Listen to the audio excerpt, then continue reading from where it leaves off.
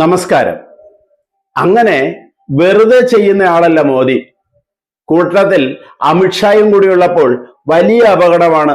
അത് രാഷ്ട്രീയം തിരിച്ചറിഞ്ഞു കഴിഞ്ഞു. ഇന്ത്യൻ രാഷ്ട്രീയം അത് മനസ്സിലാക്കി കഴിഞ്ഞു. അതാണ് ഇപ്പോൾ ബംഗാളിൽ നടക്കുന്നത്. വനിതാ സംവരണ ബില്ലും SIR ഒന്നും കൊണ്ടുവന്നത് വെറുതെയല്ല. അതിന്റെ പിന്നിൽ കൃത്യമായ ലക്ഷ്യങ്ങളുണ്ട്. രാജ്യസുരക്ഷ പ്രധാനമാണെങ്കിലും പോളണ്ടിനെ കുറിച്ച് ഒരക്ഷരം മിണ്ടരുത് എന്ന് പറഞ്ഞതുപോലെ ഇന്ത്യയിൽ മുമ്പ് ഒരക്ഷരം മിണ്ടാൻ പാടില്ലാത്ത സംസ്ഥാനങ്ങളായിരുന്നു ത്രിപുരയും പശ്ചിമ ബംഗാളും ഒക്കെ. കാരണം കമ്മ്യൂണിസ്റ്റ് കോട്ടകൾ, കമ്മ്യൂണിസ്റ്റ് സ്വർഗങ്ങൾ. അത് ഒരു സ്വർഗത്തെ മമത പിടിച്ചെടുത്തു, അടുത്ത സ്വർഗത്തെ ഇതാ മോദി പിടിച്ചെടുത്തു. ഇനി മമത പിടിച്ചെടുത്ത ആ കമ്മ്യൂണിസ്റ്റ് സ്വർഗത്തെ ഇപ്പോൾ തൃണമൂലിന്റെ സ്വർഗമായിരിക്കുന്ന പശ്ചിമ ബംഗാളിനെ കൂടി തങ്ങളോടൊപ്പം ചേർക്കുകയാണ് BJPയുടെ ലക്ഷ്യം. അങ്ങനെയല്ല പറയേണ്ടത്. മോദിയുടെ ലക്ഷ്യം, അമിത്ഷായുടെ ലക്ഷ്യം. SIR നടപ്പിലാക്കിയത് അതിനു വേണ്ടി എന്ന് പറയുന്നില്ല. പക്ഷേ SIRന്റെ പിന്നിൽ അങ്ങനെയും ചില ലക്ഷ്യങ്ങളുണ്ട്. എങ്ങനെയും പശ്ചിമ ബംഗാൾ പിടിച്ചെടുത്തേ പറ്റൂ എന്നുള്ള വാശിയിൽ BJP നേതൃത്വം. എന്നാൽ അങ്ങനെ വിട്ടുകൊടുക്കാൻ സൗകര്യമില്ല എന്ന രീതിയിൽ തൃണമൂൽ കോൺഗ്രസ്. ഇതാ ഇലക്ഷന് ഇനി ദിവസങ്ങൾ മാത്രം. 2 ഘട്ടങ്ങളായി നടക്കുന്ന പശ്ചിമ ബംഗാളിന്റെ ഇലക്ഷനിൽ ആര് നേടും, ആര് വീഴും? വീഴാൻ രണ്ടുപേർക്കും മനസ്സില്ല. BJPക്കും തൃണമൂലിനും നേടിയേ പറ്റൂ. കോൺഗ്രസ് അവിടെ സംപൂജ്യരാണ്. ഇപ്പോൾ CPM അവിടെ സംപൂജ്യരാണ്. ഞങ്ങൾ വളരും, ഞങ്ങൾ ഉണരും, ഞങ്ങൾ ഉണർന്നെണീക്കും, ഞങ്ങൾ മുന്നോട്ട് കുതിക്കും എന്നൊക്കെ CPM പറയുന്നുണ്ട്. എങ്കിലും അതിനുള്ള സാധ്യതകൾ അവിടെ തീരെ അവശേഷിക്കുന്നില്ല. ഏപ്രിൽ 23-നും 29-നും 2 ഘട്ടങ്ങളായി 294 മണ്ഡലങ്ങളിൽ വിധി എഴുതുകയാണ് പശ്ചിമ ബംഗാളിൽ. വിധി എഴുത്ത് കഴിയുമ്പോൾ എല്ലാവരും ഉറ്റുനോക്കുന്ന ഒരു സംസ്ഥാനം, ദേശീയ ശ്രദ്ധ ആകർഷിച്ച സംസ്ഥാനം. BJPയുടെ ഏറ്റവും വലിയ അല്ലെങ്കിൽ ഏറ്റവും ശക്തരായ വിമർശകരിൽ ഒരാളായ മമതാ ബാനർജി വീഴേണ്ടത് BJPയുടെ ആവശ്യം തന്നെയാണ്. അല്ലെങ്കിൽ BJPക്ക് വ്യക്തമായ ആധിപത്യം ഉറപ്പിക്കാൻ കഴിയാത്ത സംസ്ഥാനങ്ങളിൽ ഒന്നാണ് പശ്ചിമ ബംഗാൾ. അവിടെ SIR നടപ്പിലാക്കിയപ്പോൾ ഏകദേശം 90 ലക്ഷം വോട്ടർമാരാണ് പുറത്തായത്. അത് ആകെ വോട്ടർ പട്ടികയുടെ 11.5% വരും. വലിയൊരു സംഖ്യയാണത്. 90 ലക്ഷം വോട്ടർമാർ പുറത്തായി. ഈ വോട്ടർമാർ പുറത്തായത് ആർക്കാണ് ഗുണം ചെയ്യുക, ആർക്കാണ് ദോഷം ചെയ്യുക എന്നുള്ളതാണ് ഇപ്പോൾ ചർച്ച. മമതാ ബാനർജി ഈ പുറത്താക്കലിനെ ഭയക്കുന്നു എന്നുള്ളത് വ്യക്തം.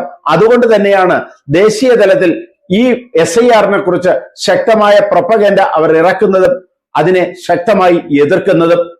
SIR മൂലം ഒഴിവാക്കപ്പെട്ടത് കൂടുതലും മുസ്ലിം ഭൂരിപക്ഷമുള്ള ജില്ലകളിൽ നിന്നാണ്. ആ ജില്ലകളിൽ തൃണമൂൽ കോൺഗ്രസ് നിർണായക ശക്തിയുമാണ്. മുർഷിദാബാദ്, മാൽദ, ഉത്തർ ദിനാജ്പൂർ തുടങ്ങിയ ജില്ലകൾ കൂടാതെ 24 പർഗാനാസ് തെക്ക് വടക്ക് ജില്ലകളിലും വൻതോതിൽ വോട്ടർമാരെ ഒഴിവാക്കിയിട്ടുണ്ട്. തൃണമൂൽ കോൺഗ്രസിന്റെ ശക്തിയായ മുസ്ലിം വോട്ടുകളിൽ ഗണ്യമായ കുറവ് SIR മൂലം വരും എന്ന് തന്നെയാണ് BJP വിശ്വസിക്കുന്നത്. എന്നാൽ ഇതിന് ഇരുതലവാളിന്റെ മൂർച്ചയുമുണ്ട്. 24 പർഗനാസ് വടക്ക് ജില്ലകളിൽ ഹിന്ദു വിഭാഗമായ മത്തുവ വിഭാഗക്കാർ പുറത്തായിട്ടുണ്ട്. വളരെയധികം പേർ, ലക്ഷക്കണക്കിന് ആളുകൾ പുറത്തായിട്ടുണ്ട്. അത് ശ്രദ്ധിക്കേണ്ട ഒരു കാര്യം, ബംഗ്ലാദേശിൽ വേരുകളുള്ള അവിടുന്ന് കുടിയേറിയ ഹിന്ദു വിഭാഗക്കാരാണ് മത്തുവ വിഭാഗക്കാർ. ഈ മത്തുവ വിഭാഗക്കാർ താരതമ്യേന BJP അനുഭാവികളാണ്. തങ്ങളെ വോട്ടർ പട്ടികയിൽ നിന്ന് ഒഴിവാക്കിയതിൽ മത്തുവ വിഭാഗക്കാരുടെ അതൃപ്തിയുണ്ട് BJPയോട്. അത് ശക്തമായി മുതലെടുക്കാൻ തൃണമൂൽ കോൺഗ്രസും രംഗത്തുണ്ട്. അതാണ് നേരത്തെ പറഞ്ഞത്. ഇപ്പോൾ SIR പശ്ചിമ ബംഗാളിനെ സംബന്ധിച്ച് ഇരുതല വാളായിരിക്കുന്നു. കൂടുതലും മുസ്ലിം വോട്ടർമാർ തന്നെയാണ് പുറത്തായത് എങ്കിലും, കുടിയേറ്റ വോട്ടർമാർ തന്നെയാണ് പുറത്തായതെങ്കിലും മത്തുവ വിഭാഗക്കാർ ഹിന്ദുക്കളാണ്. അത് BJPക്ക് ദോഷം ചെയ്യുക തന്നെ ചെയ്യും. പശ്ചിമ ബംഗാളിൽ നിന്ന് ബംഗ്ലാദേശി മുസ്ലിങ്ങളെയും റോഹിംഗ്യകളെയും ഒഴിവാക്കുക എന്നൊരു ലക്ഷ്യത്തോടു കൂടിയാണ് ഇത് പശ്ചിമ ബംഗാളിൽ ആരംഭിച്ചത്.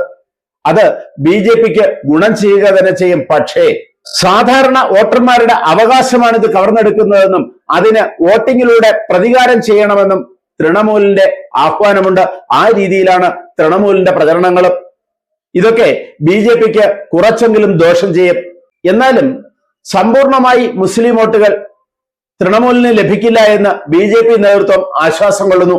അതിന് കാരണം മറ്റൊന്നുമല്ല, ചെറിയ ചെറിയ മുസ്ലിം പാർട്ടികൾ, പ്രത്യേകിച്ചും തൃണമൂലിൽ നിന്ന് പുറത്താക്കിയ ഹുമയൂൺ കബീർ രൂപം കൊടുത്ത ആം ജനത ഉന്നയൻ പാർട്ടി, അത് കൂട്ടിച്ചേർന്നിരിക്കുന്നത് മജ്ലിസിനോടാണ്. OICയുടെ മജ്ലിസ് പാർട്ടിക്ക് കുറെ വോട്ടുകൾ മാറ്റാൻ കഴിയുമെന്ന് തന്നെ വിശ്വസിക്കുന്നു. അതുപോലെ തന്നെ SDPI പൂർണ്ണമായും ഇടതുപക്ഷത്തിനോടൊപ്പമാണ്, CPM-നോടൊപ്പമാണ്. ഇങ്ങനെ മുസ്ലിം വോട്ടുകൾ കുറെ SIR-ലൂടെ വെട്ടിമാറ്റുന്നതിലൂടെയും കുറച്ച് വിഭജിച്ചു പോകുന്നതിലൂടെയും തങ്ങൾക്ക് അധികാരം പിടിക്കാമെന്ന് BJP കരുതുന്നു. പശ്ചിമ ബംഗാളിലെ ഇലക്ഷൻ ശക്തമാണ്. ഇന്ത്യൻ രാഷ്ട്രീയ ലോകം ഉദ്വേഗത്തോടുകൂടി കാത്തിരിക്കുന്ന ഇലക്ഷനാണ് പശ്ചിമ ബംഗാളിലേത്. മമതാ ബാനർജി വീഴുമോ, BJP വാഴുമോ? ഉത്തരമറിയാൻ ഇനി നാളുകൾ മാത്രം. ആരോപണങ്ങളും പ്രത്യാരോപണങ്ങളുമായി, കൊടുക്കൽ വാങ്ങലുകളുമായി രാഷ്ട്രീയ പാർട്ടികൾ ശക്തിയുക്തം മുന്നോട്ട് നീങ്ങുകയാണ്. ജനാധിപത്യത്തെ ശക്തിപ്പെടുത്തുന്ന, ഇന്ത്യക്ക് ഗുണകരമായ ഒരു വിധി ഉണ്ടാകും എന്ന് തന്നെ നമുക്ക് പ്രതീക്ഷിക്കാം. കൂടുതൽ വാർത്തകളും വിശേഷങ്ങളുമായി ഉടൻ. ദയവായി ഈ ചാനൽ സബ്സ്ക്രൈബ് ചെയ്യുക.